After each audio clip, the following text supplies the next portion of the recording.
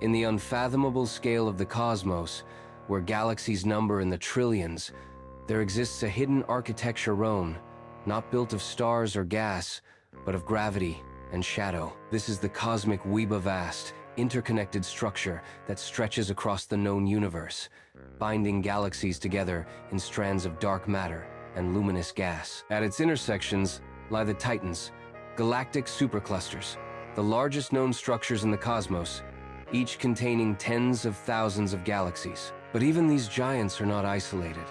They are nodes in a cosmic lattice, the web of the universe itself. From a vantage beyond time, imagine zooming out from Earth, past the solar system, past the Milky Way, past the local group of galaxies, out to the Laniakea supercluster, our galactic metropolis. Here, rivers of galaxies stream inward like tributaries drawn to a basin of gravity. But it is only one piece.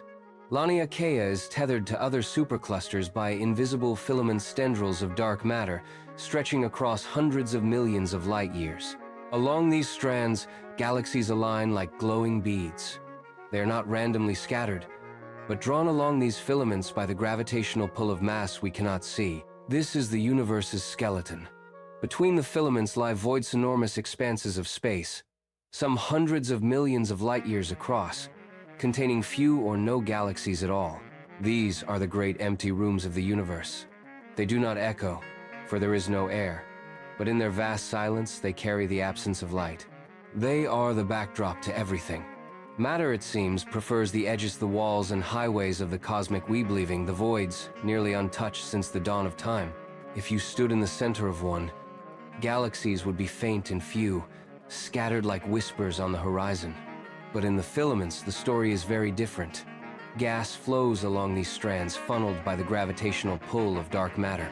Along the way, it is compressed, heated, and sometimes shocked into forming new galaxies. Collisions are common. Superclusters like Shapley, Hercules, and Coma grow fat on these cosmic streams, fed over billions of years by this slow, relentless gravitational tide. Occasionally, two filaments intersect, two rivers of mass converging. At these junctions, gravitational knots form. Galaxy clusters collide. Whole superclusters begin to merge in slow-motion dances that last hundreds of millions of years. The result is not chaos, but the natural growth of the universe's structure evolving on scales beyond comprehension. And yet, it's still growing. The web is not static. It is shaped by the initial ripples of the Big Bang, but its current form is sculpted by dark energy, pushing galaxies apart even as dark matter pulls them together. Over time, the web will stretch. Voids will widen. Filaments may thin. The distant superclusters will slip beyond the reach of light itself. In billions of years, an observer in our galaxy may no longer see the web at all, only a lonely collection of nearby galaxies, unaware of the greater structure that once bound them. But for now, we can map it. Using deep surveys of galaxy positions, gravitational lensing of background light, and simulations seeded with the early conditions of the universe, we can trace the cosmic web invisible to the eye, but written in the patterns of galaxies and the motion of gas. We have even seen hints of it glowing faintly in X-rays and radio light, where gas bridges between clusters are shocked and heated. We are children of a filament.